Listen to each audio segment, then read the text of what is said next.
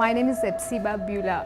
Before I was a Hindu girl doing a lot of idol worship, and I was like completely a traditional girl, like accepting what father says, what elder says, and I was used to respect all those things. And after coming to the Lord, and I stopped the tradition. I completely stopped the tradition, and I just entered into the love and compassion of the Lord.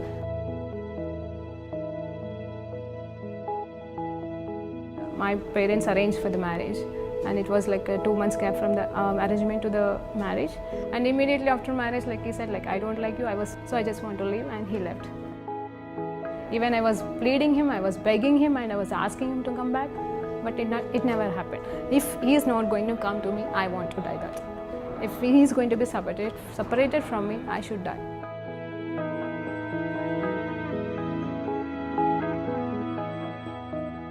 The day I was about to kill myself, I was watching a TV channel, and immediately she started like, here one girl is crying.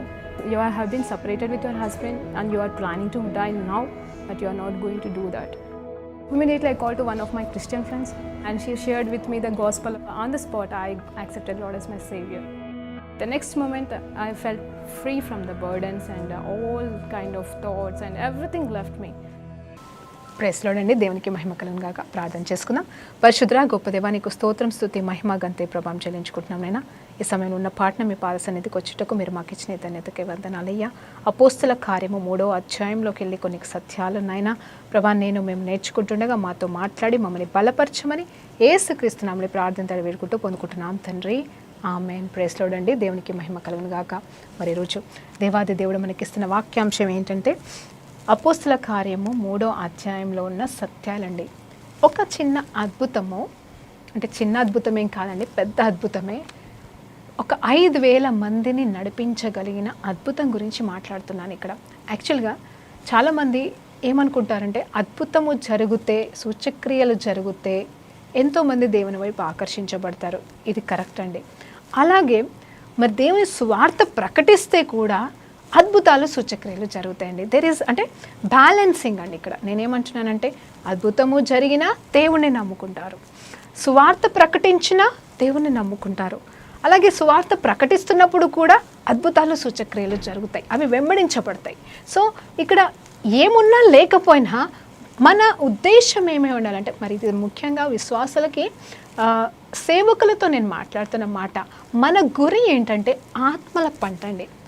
ఆత్మల పంట అంటే దానికోసం మన జ్ఞానం పనిచేయదు, కానీ ఆత్మ సంసిద్ధముతో, పరిశుద్ధాత్మ దేవుని నడిపింపుతో మనము నడిచినప్పుడు అక్కడ అద్భుతం జరిగినను జరగకపోయినను, అక్కడ స్వార్థ ప్రకటించినను ప్రకటించకపోయినను, మరి ఏమి జరిగినను జరగకపోయినను మనము నోర్లు విప్పి మాట్లాడినప్పుడు కార్యములు జరుగుతాయండి.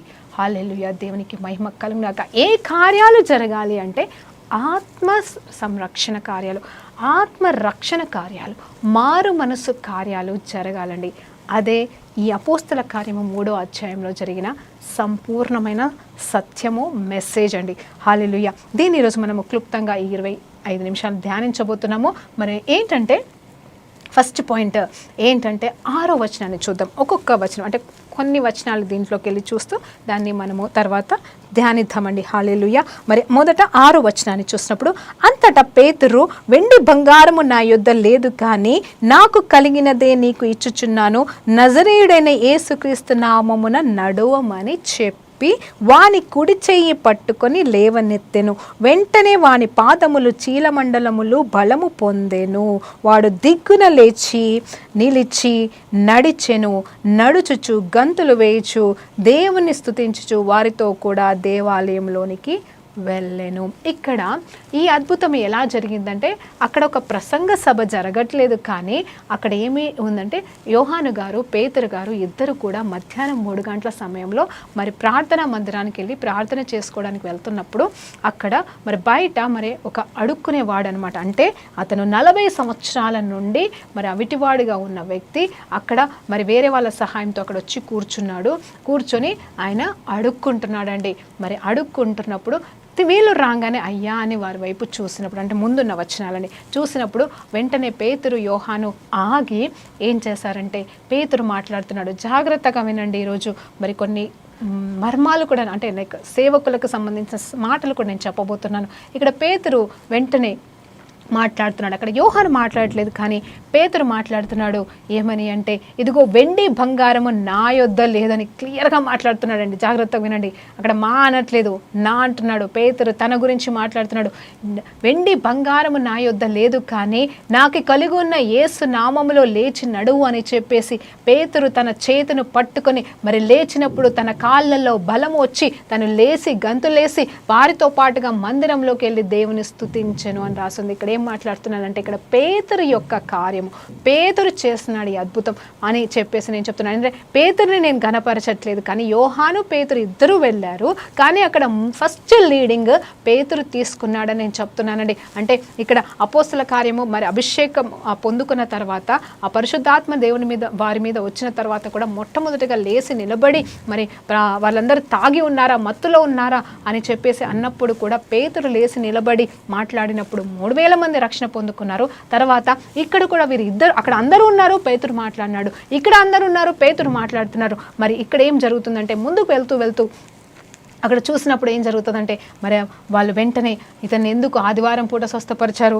లేకపోతే ఇతన్ని ఎందుకు లేపారు, ఎవరు లేపారు, మీరెందుకు లేపారు అని ప్రశ్నిస్తూ వీళ్ళు లేపిన వారి వైపు ఆశ్చర్యంగా చూస్తూ అట్లా, అంటే డిఫరెంట్ పీపుల్ వచ్చి డిఫరెంట్ విధానాల్లో మాట్లాడుతుండగా మరలా ఇక్కడ మరి పేతురు మాట్లాడుతున్నాడండి. జాగ్రత్తగా వినండి. పేతురు దీనిని చూసి ప్రజలతో ఇట్లను, అంటే వాళ్ళందరూ ఆశ్చర్యపడిపోతుండగా ఏమంటున్నారంటే, ఇజ్రాయేలులారా, మీరు వీని విషయమై ఎందుకు ఆశ్చర్యపడుచున్నారు? మా సొంత శక్తి చేత కాదు. చూడండి, ఇక్కడ పేతురే లేపాడు యేసునామంలో, కానీ ఇక్కడ ఏం చెప్తున్నారంటే, మా సొంత శక్తి చేతనైనను భక్తి చేతనైనను నడవమని వీనికి బలమిచ్చినట్టుగా మీరెందుకు మా తట్టు చూస్తున్నారు? అబ్బా, ఎంత చక్కటి మాట అండి పేతురు మాట్లాడుతున్నాడు. ప్రతి సేవకుడు వినాల్సిన మాట నాతో పాటుగా. ఎందుకంటే ఇక్కడ ఏమంటే, మేమేదో మా నోటితో మేమేదో లేపినట్టుగా మా వైపు చూస్తున్నారేంటంట.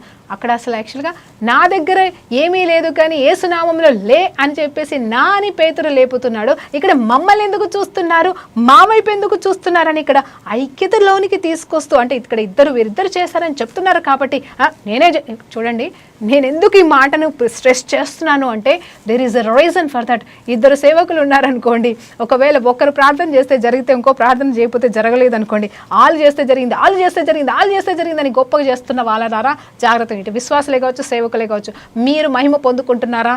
మీరు దేవునికి సంతోషాన్ని తీసుకొని రావట్లేదు. మీరు ముందర 10 మంది చచ్చిపోయిన లేపినా సరే, వాళ్ళు లేచిన వాళ్ళు ఆనందిస్తున్నారు, లేచిన వాళ్ళని బట్టి దేవుడు ఆనందిస్తాడు, కానీ మిమ్మల్ని బట్టి దేవుడు ఆనందించాడు. ఇక్కడ చూస్తే లే అని తనకున్న విశ్వాసాన్ని వాడుకున్నాడు పేతురు, కానీ తర్వాత చూస్తే ఐక్యతతో మరి ఏమంటున్నాడంటే, మా వైపు ఎందుకు చూస్తున్నారు అంటున్నారు. అక్కడ ఏంటంటే పేతురు డైరెక్ట్గా అవును నేనే చేశాను, అవును నేను చేశాను, అయితే ఏంటి ఇప్పుడు అని చెప్పేసి యేసునామంలో లెమ్మన్నాను, లేసానని వాదించట్లేదు, కానీ మేము లేపినట్టుగా, మేమేదో మా శక్తిని ప్రదర్శించినట్టుగా ఎందుకు మీరు ఆశ్చర్యపడిపోతున్నారని చెప్పేసి ఇక్కడ మాట్లాడుతున్నారండి. హల్లెలూయా, దేవునికి మహిమ కలుగును గాక. అలాంటి సేవకులు ఒక్కరన్నా ఉన్నారా? ఉంటే దేవునికి మహిమ అండి. లేకపోతే మరి మనం మన జీవితాలని, మన సేవా జీవితాలని మనం మార్చుకుందామని ఈరోజు దేవుని పేరిట బ్రతిమలాడుతున్నాను. హల్లెలూయా. మా సొంత శక్తి చేతనేను, భక్తి చేతనేను, మా భక్తి కూడా కాదు, మరి ఉపవాసం ఉండి చేస్తున్నాను అనుకుంటున్నారేమో, కాదండి. నేను నడవటానికి వీనికి బలమిచ్చినట్టుగా మీరెందుకు మా తట్టు చూస్తున్నారు అంటున్నాడు. ఆ తర్వాత చూస్తే మరి చక్కటి మాట, మరి ఎక్కడ సొల్యూషన్ ఇస్తున్నాడు తెలుసా? 16వ వచనం జాగ్రత్తగా వినండి.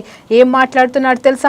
ఆయన నామమందలి విశ్వాసము మూలంగా, ఆయన నామమే మీరు చూచి ఎరిగి ఉన్న వీనిని బలపరచెను అంటున్నాడు. ఇక్కడ మేము కాదు, మా వైపు ఎందుకు చూస్తున్నారు? అక్కడ ఆయనని స్వస్థపరిచింది ఎవరంటే, ఇదిగో ఆయన నామమే, యేసు నామమే అని మీరు ఎవరినైతే తృణీకరించారో, ఎవరినైతే మీరు సిలువ వేసి ఉన్నారో, ఆయన నామాన్ని బట్టి మేము ఉచ్చరించటం వలన ఆ నామమే ఈయనని స్వస్థపరిచింది. అది కూడా కేవలం నామమే కాదు, ఆ నామంలో మాకు మరి ఉన్న విశ్వాసము వలన అని కూడా క్లియర్గా చెప్తున్నాడు. ఆయన నామమందలి విశ్వాసము వలన, ఆయన నామమే, చూడండి, ఆయన నామమందలి విశ్వాసం అంట, ఆయన నామం అంట. Praise the Lord. అవును కదండి, మరి అదే మరి సువార్త అంటే. ఆయన యందు నిరీక్షించిన వారిని ఆయన సిగ్గుపరచడు. యేసయ్య అని పిలిచిన ప్రతి ఒక్కరూ రక్షించబడతారంట. ఆయన నామంలో పిలిచిన వారిని రక్షించుతారంట. ఆయనని విశ్వసించటం వలన మనకి రక్షణ కలుగునంట. హల్లెలూయా. రక్షణ, స్వస్థత, విడుదల కార్యములు అన్నీ కూడా ఆయనలోనే, ఆయన యందు విశ్వసించటంలోనే. బిలీవర్స్, మళ్ళీ చెప్తానండి, బిలీవర్స్, విశ్వసిస్తున్నాను. అవును నేను విశ్వసిస్తున్నాను. అవును నేను నమ్ముకున్నాను. ఎవరిని నమ్ముకున్నావు? ఎవరిని నమ్ముకున్నావు? లోకంలో ఉన్న వాళ్ళు నేను నమ్ముకున్నాను, నేను విశ్వాసం, నేను పేర్లు చెప్పుకోవట్లేదండి. క్రీస్తుని నమ్ముకున్న వారే I am a believer of whom. అవసరం లేదు ఇంకా. If you are a believer, you are the believer of Jesus Christ. That's it. ఇంకా వేరే పేరు లేదు నీకు. దేవునికి స్తోత్రం కలుగునుగాక. అంత గొప్ప మాట. మరి యేసు నామంలో ఉన్న విశ్వాసం వలన, యేసులో ఉన్న విశ్వాసం వలన ఇతను లేచి ఉన్నాడని మరి సమస్త మహిమ ఎవరికి ఇస్తున్నారంటే యేసుకి, యేసు నామానికి ఇస్తున్నారండి. అందుకేనేమో తర్వాత వీరు మరి ఎన్నో అద్భుతాలు సూచక్రియలు చేస్తూ వెళ్తూ ఉంటుండగా మరి ఒక చోట మరి వాళ్ళు యాజక సంబంధించిన వారేనండి. వాళ్ళంట మరి సాతాన్ని ఎల్లగొట్టడానికి ప్రయాసం చేసినప్పుడు వాళ్ళు యేసునామంలో వెళ్ళిపో అని అంటే వాళ్ళకున్న మరి విశ్వాసం లేక చేస్తున్నారు. వాళ్ళు విశ్వాసం లేక వాళ్ళు చేయడం వల్లనో మరి ఎందుకో తెలీదు, ఆడ దుష్టుడు ఆ సాతాను ఏమంటుందంటే, నాకు పౌలు తెలుసు, నాకు యేసు ప్రభు తెలుసు, కానీ మీరెవరుని మరి రిటర్న్ అటాక్ కూడా అయ్యిందంట అండి. జాగ్రత్తగా వినండి. మనం మహిమ తీసుకోవాలని, నేనే స్వస్థపరచాలని చూస్తే ఏమేమో జరిగిపోతాయి సుమా. జాగ్రత్తగా ఉండమని ఈరోజు దేవుని పేరిట కోరుకుంటున్నాను. అయితే ఇక్కడ మరి అంశంలోకి వెళ్దామండి. ఆయన నామమే వీరిని స్వస్థపరిచింది అని చెప్తున్నాడు. అయితే 19వ వచనాన్ని మళ్ళీ ధ్యానిద్దాం. ప్రభువు సముఖమున నుండి విశ్రాంతి కాలమును వచ్చినట్లు మీ కొరకు నియమించిన క్రీస్తు యేసును ఆయన పంపునట్లు మీ పాపములను తుడిచివేయబడినట్టు నిమిత్తము మారు మనసు పొంది తిరుగుడి. హల్లెలూయా. ఇంగ్లీష్లో ఏమని తెలుసా? రిపెంట్. ఇక్కడంతా ఎక్స్ప్లెయిన్ చేస్తున్నాడు పేతురు గారు. ఏమంటున్నాడంటే, అవును వాళ్ళు కావాలనే అద్భుతం చేయలేదు, కానీ అనుకోకుండా ఆ రూట్లో వెళ్ళారు, ఆయనను చూశారు, యేసు అద్భుతం చేయగా చూశారు. అదే నామంలో మరి వీళ్ళకి ఇచ్చిన అధికారం అండి. నిజం చెప్పాలంటే పేతురుకి దేవుడు అధికారం ఇచ్చున్నాడు, యోహానికి అధికారం ఇచ్చున్నాడు. వీళ్ళిద్దరి గురించి మనం ఇప్పుడు మాట్లాడుకుంటే స్వస్థపరచుటకు, సాతాన్ని తరమి పెట్టడానికి, మరి అలాగే కుంటి వాళ్ళని నడిపించుటకు, అంటే అన్ని రకాల అధికారము, అభిషేకము పొందుకున్న వారే వీరు. అయితే వీరు ఏమి చేసినా జరుగుతుంది. ఎందుకంటే ద అథారిటీ, అభిషేకము మరి ఆ వరాల చేత ఆల్రెడీ నింపబడ్డారు. కాబట్టి మేము వరాల చేత నింపబడ్డాం, మా యేసే మాకు అధికారం ఇచ్చాడు, అందుకే మేము ఈ అద్భుతం చేస్తున్నామని అనట్లేదు. కానీ మరి యేసు అందలి విశ్వాసముతో, యేసు అందలి నామంలోనే ఇవన్నీ యేసే చేశాడని చెప్పుకుంటున్నారండి. అయితే అలా చెబుతూ సరే అద్భుతం జరిగింది, అనుకోకుండా జరిగిందో ఆ దేవుడు ఉద్దేశించాడో అక్కడ మరి మిరాకిల్ జరిగిన తర్వాత మహిమ వాళ్ళు తీసుకోవట్లేదు సరిగదా. నెక్స్ట్ పేతురు గారు ఆ సందర్భాన్ని ఏ రకంగా వాడుకుంటున్నాడంటే, అందరూ వచ్చారు, గుమ్మిగూడారు. నేను చెప్తున్నాను చూడండి, ఎంతమంది వచ్చారు అనేది అక్కడ ఫస్ట్ రాయబడలేదు బైబిల్లో, కానీ చాలామంది ఉన్నట్టుగా తెలుస్తుంది. ఆ తర్వాత వెంటనే లేచి, ఇదిగో మీరు యేసుని సిలువ వేశారు, కానీ యేసు ప్రభు నామంలోనే ఇవన్నీ జరుగుతున్నాయి, ఇప్పటికైనా మీరు తెలియక చేశారు. చూడండి పైన వచనాలు చదివితే ఎంత బాగా చెప్తున్నాడంటే, నాకు యోహాన్ సువార్త, యోహాన్ ద బాప్టిస్ట్ అండి. జాగ్రత్తగా వినండి. పరిశుద్ధాత్మదేవుడు చాలా చక్కగా నడిపిస్తున్నాడు ఈరోజు మనకు కొన్ని సత్యాలు. అక్కడ యోహాన్ ద బాప్టిస్ట్ అంటే బాప్తిజం ఇచ్చి యోహాన్ గారు స్వార్థ ప్రకటిస్తున్నప్పుడు, అంటే రక్షకుడు రాబోతున్నాడు, మీరు పాపములు ఒప్పుకొని బాప్టిజం పొందుకోండి, రిపెంట్ అని ఆయన ప్రకటిస్తున్నాడండి. ప్రకటిస్తున్నప్పుడు మరి కొంతమంది వచ్చి, అవునా మేము రక్షణ పొందుకుంటామని వాళ్ళు వచ్చి బాప్తిజం తీసుకుంటున్నారు, పాపక్షమాపణ పొందుకుంటున్నారు. అయితే కొంతమంది వచ్చినప్పుడు అక్కడ జాన్ గారు ఏమంటున్నారు తెలుసండి, యోహాన్ గారు ఏమంటున్నారంటే, మీరెవరు యూ వైబర్స్ అంటున్నారు, అంటే తిడుతున్నాడు. మూర్ఖ జనమా, మిమ్మల్ని ఎవరు రమ్మన్నారు, అసలు మిమ్మల్ని ఎవరు రక్షిస్తారు, మిమ్మల్ని రక్షించలేరు అని చెప్పేసి తిడుతూ ఉంటాడు. ఎవరిని? సద్దుకేల్ని, పరిసయ్య లాంటి వాళ్ళని తిడుతూ ఉంటాడు.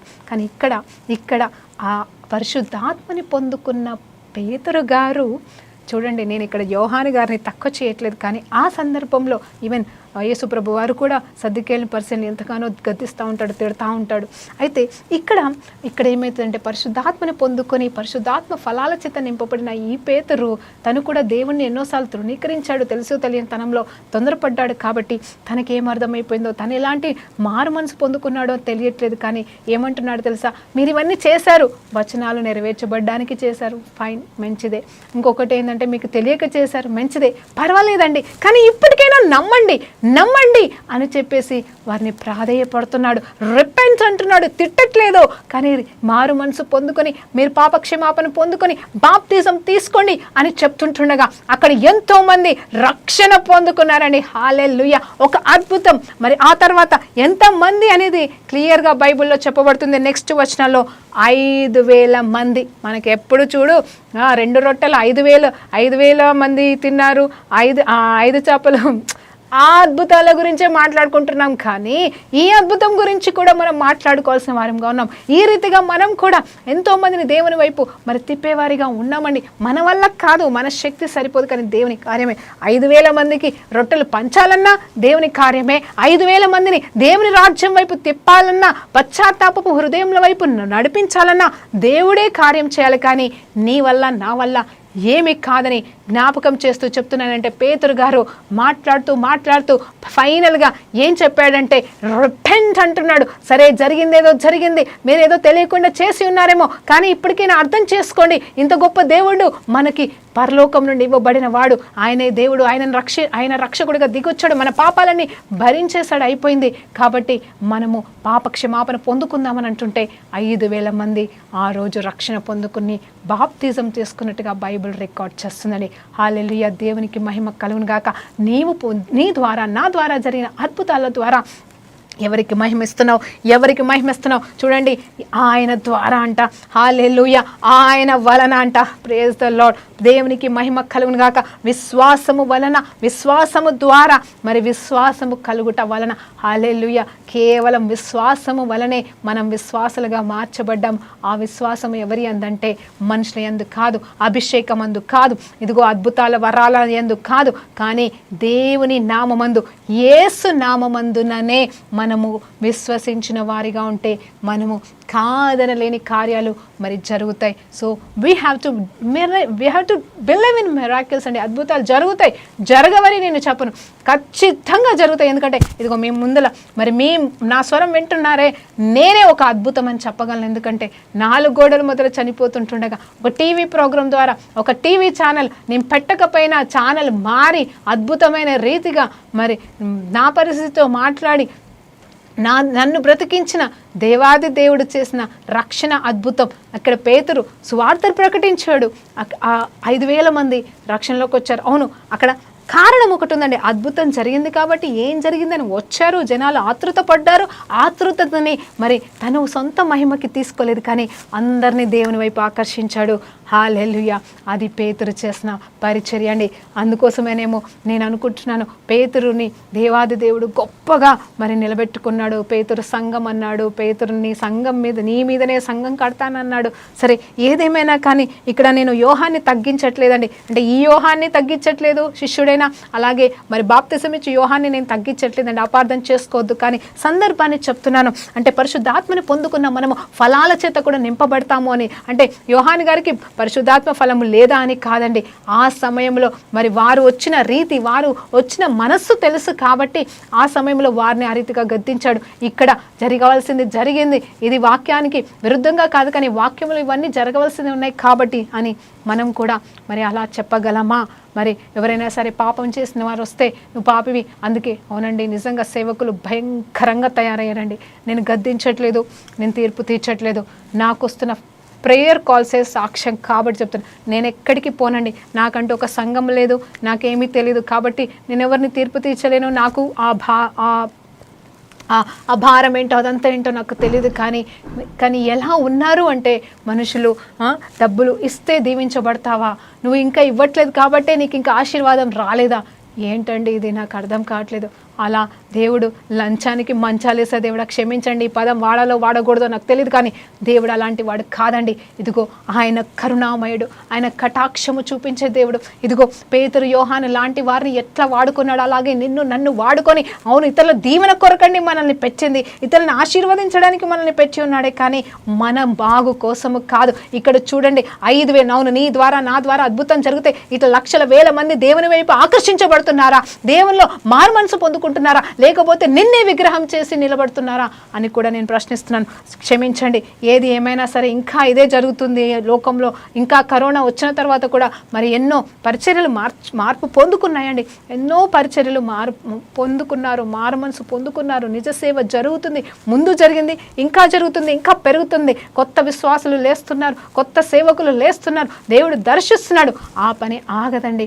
కానీ నేనేం చెప్తున్నాను అంటే, ఈరోజు ఇంకనూ మనలో ఏమైనా ఉన్నాయేమో ఆయాసకరమైనవి తొలగించుకుందామా? మీకే కాదండి, నాకు కూడా ఉంది. నేను చేస్తే జరిగింది, నా వల్ల జరిగింది, నన్ను దేవుడు వాడుకున్నాడని తెలియని ఒక అతిశయం అనేది వస్తుందండి. నిజమే, మనుషులం కదా, తప్పులేదు. కానీ దాన్ని గర్వం వైపు వెళ్తుందేమో, జాగ్రత్తగా ఉండండి. లేదంటే నీ వైపు తిప్పుకుంటున్నావేమో, జాగ్రత్త.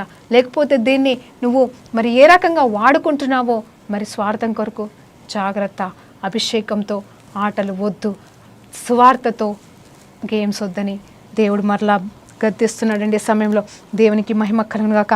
అయితే ఇక్కడ మరి పేతురు గారి ద్వారా మరి కేవలం అద్భుతం జరిగింది, అవును యేసునామంలో జరిగింది అని వదిలేయలేదు. కానీ అసలు 5,000 మంది మరి రక్షణలోకి ఎలా వచ్చారు అంటే, ఒకటే సువార్త, పాప క్షమాపణ అనే సువార్తని ప్రకటించాడు. ఎప్పుడైతే రిపెంట్ అన్నాడో అందరూ కూడా మారు మనసు పొందుకున్నారు. మరి ఇక్కడ కూడా మూర్ఖ జనం ఇంకా ఉన్నారండి. కొంతమంది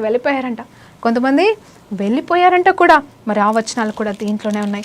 ఏది ఏమైనాను దేవుని నామంలో మనము బలం పొందుకొని, శక్తిని పొందుకొని దేవుని కోసం జీవించాలని ఆశ నీకు అంటే, ఆయన నామమునికి మించిన నామం ఇంకొకటి లేదని, ఆయన నామాన్ని, ఆయన పాదాలని మనం పట్టుకుందామా? ఇదిగో ఇంకొక మాట చెప్తాను. ఈ రిపెంట్ అనే పదానికి వాట్ అబౌట్ ప్రెజెంట్ సిచ్యువేషన్స్ని కూడా మనం చూద్దామా?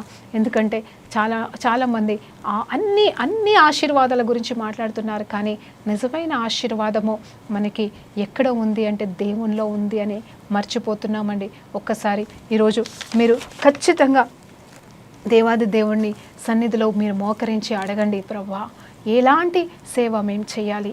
ఇంకొక మాట చెప్తాను, దేవుడు అందరికీ ఒకే తలాంతి ఇవ్వకపోవచ్చు. దేవుడు ఒక్కొక్కరికి ఒక తలాంతి ఇస్తాడు. కొంతమందికి డెలివరెన్స్ మినిస్ట్రీ ఇస్తాడు, కొంతమందికి స్వస్థత ఇస్తాడు, కొంతమందికి ప్రవచనం ఇస్తాడు. కాబట్టి దేవుడు ఎవరికి ఏది ఇచ్చినా సరే దాని ప్రకారంగా మనం ముందుకు సాగడమే మన జీవితంలో మనకి దేవుడిచ్చిన గొప్పది. తర్వాత చూస్తే ఇంకొక మాట ఇక్కడ అంటే repent of the and converted, be converted అంటూ మళ్ళీ ఏం చెప్తున్నాడు? రిఫ్రెష్మెంట్ ఆఫ్ ద టైమ్స్ అని కూడా మాట్లాడుతున్నాడండి. ఇదే వచనంలో రిపెంటెన్స్ కూడా మాట్లాడుతున్నాడు, రిఫ్రెష్మెంట్ అంటున్నాడు. రిపెంట్ అయితే ఏమవుతుందో తెలుసా అండి? మరి నేను ముందుకు సాగుతున్నాను, మరి కొంచెం డివేట్ అయింది సబ్జెక్ట్ అటు ఇటు, కానీ మరి సబ్జెక్ట్లోనే ఉండాలి కాబట్టి, అంటే సత్యంలోనే మనం ఉండాలి కాబట్టి చెప్తున్నాను. రిపెంట్ అయిన తర్వాత అక్కడ ఏం జరుగుతుందో తెలుసా అండి? మనకి రిఫ్రెష్మెంట్ వస్తుంది, అంటే మంచి ఆహ్లాదకరమైన పరిస్థితి వస్తుంది. ఆ వచనాన్ని ఒకసారి మళ్ళీ చదువుదామండి. 21వ వచనాన్ని చదువుతున్నాను. 21వ వచనం, 19వ వచనం అండి, క్షమించండి.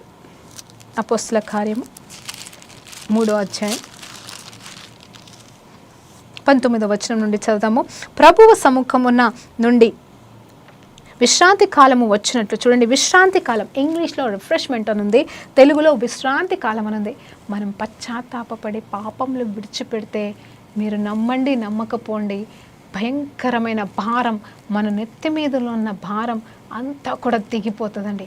ఎప్పుడైతే అంటే కేవలం ఫస్ట్ టైం రక్షణలోకి వచ్చిన వారి అనుభవమే కాదు, పొరపాటున తప్పు చేసి పడిపోయిన వారు కూడా పశ్చాత్తాపపడి ఆయన వైపు తిరిగితే ఖచ్చితంగా ఆ నెత్తి మీద ఉన్న భారం అంతా పోతుంది. సమస్యల, చిక్కుల, బాధల, వేదనల ఇవన్నీ పక్కకండి. అవి కొంతకాలమే, వాటికంటూ ఒక ఎక్స్పైరీ డేట్ ఉంటుంది. ఈ సమస్య ఖచ్చితంగా, ఒక సమస్య వచ్చిందా దానికి సొల్యూషన్ ఈ వే కాకపోతే ఆ వేలో అయిపోతుందండి. కానీ పాపానికి సంబంధించిన దానికి సొల్యూషన్ మాత్రం ఒక్కటే అండి, రిపెంటెన్స్. నిజంగా చెప్పాలంటే రాబోయే కాలంలో ఈ పశ్చాత్తాపం గురించి మరలా మనం ధ్యానిద్దాము. మరి నిజంగా రిపెంటెన్స్ అంటే టు టర్న్ బ్యాక్ అంట, అంటే ఇంకొకసారి అటువైపు చూడకుండా గొప్పగా యూ టర్న్ తీసుకోవడమే రిపెంటెన్స్. సో మారు మనసు పొందుకోండి, మీ మనసును నూతనీకరించుకోండి, ఇంకెప్పుడు దాని వైపు చూడకండి, ఇంకెప్పుడు పాపం వైపు చూడకండి. ఇదిగో ఇప్పటి వరకు ఏ దేవుని నమ్మారో వాళ్ళ దేవుళ్ళు కాదు, కానీ ఇదిగో యేసే నిజమైన దేవుడని తెలుసుకోండి. ఐగుప్తు వైపు చూడకండి, ఇక్కడ మోజెస్ కాలంలో పాత వైపు వెళ్ళకండి. మోజెస్కి చెప్తున్నాడు దేవుడు, ఇదిగో ఐగుప్తులకు వెళ్ళిపోతారేమో, అందుకోసమే నేను తిప్పుతున్నాను, దూరంగా ప్రయాణం చేపిస్తున్నాను, ఎందుకంటే వీళ్ళు చిన్నదానికి పెద్దదానికి ఎక్కడ వెనక్కి వెళ్ళిపోతారేమో అని. అవునండి, మనం కూడా మన జీవితాల్లో కొన్ని సమస్యలు రాగానే ఏమైంది, దేవుని నమ్ముకున్నాము, అయినా కూడా ఇలాగే ఉంది పరిస్థితి, ఏమీ మార్పు లేదు, అయినా లేదు, దేవుళ్ళలోకి వచ్చాక కష్టాలు పెరిగాయి అంటారు.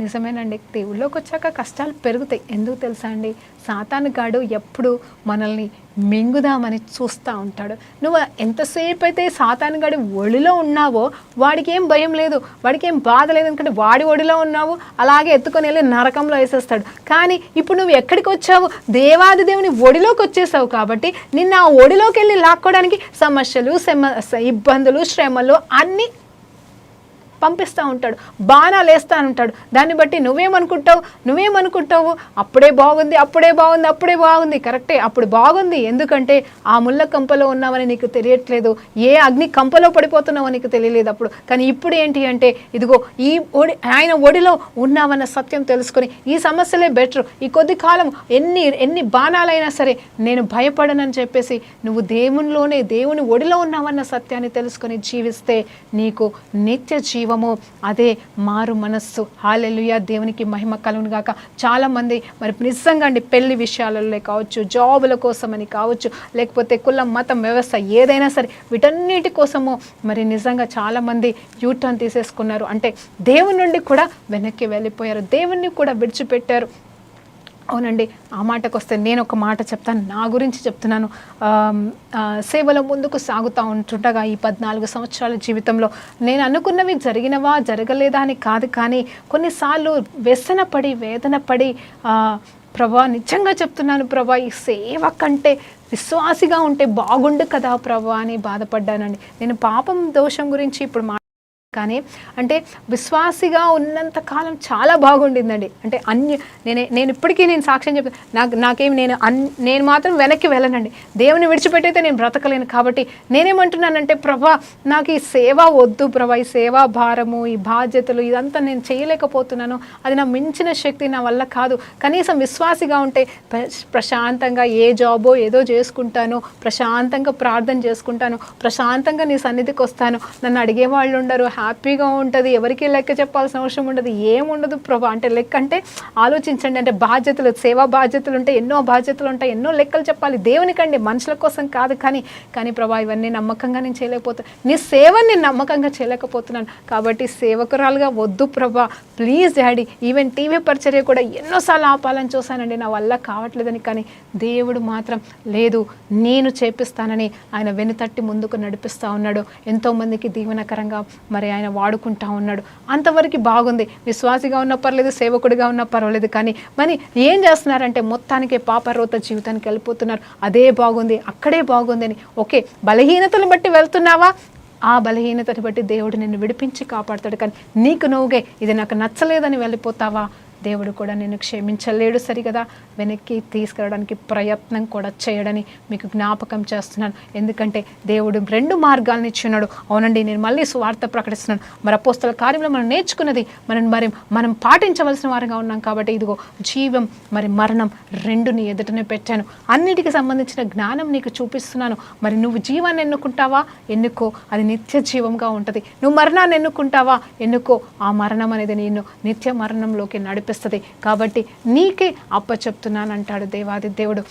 ఎవరమైనా సరే మరి దేవుడు కార్యము చేయగా కాదనేవాడు లేరు కదండి. కాబట్టి మనమందరము కూడా దేవుని పాదాలు పట్టుకొని ఆయన కోసము జీవిద్దాం. మన జీవితంలో జరిగే ఒక అద్భుతం ఎంతోమందిని రక్షణలోకి నడిపించిన గాక. అంతేగాని స్వార్థపు అద్భుతాలు మనకొద్దు, నా సొంత జీవితం కోసం అద్భుతాలు వద్దు, నా దీవెన కొరకు అద్భుతాలు వద్దు, కానీ దేవుడి కోసం అద్భుతాలు చేద్దాము, జరగాలని ప్రార్థన చేద్దాం. పరిశుద్ధురా గొప్ప దేవానికి స్తోత్రమయ్య. ఒక్క మిరాకిల్ ద్వారా 5,000 మంది రక్షించబడినట్టుగా నాయనా మా జీవితాలలో మా ద్వారా ఎంతోమందిని రక్షించుకొని మీరే మహిమ ఘనత ప్రభావాలు పొందుకోమని యేసుక్రీస్తు నామంలో ఎంతోమందిని రక్షించమని అడిగి వేడుకుంటూ పొందుకుంటున్నాం తండ్రి. ఆమేన్. ప్రైజ్ లార్డ్ అండి. దేవునికి మహిమ కలుగును గాక.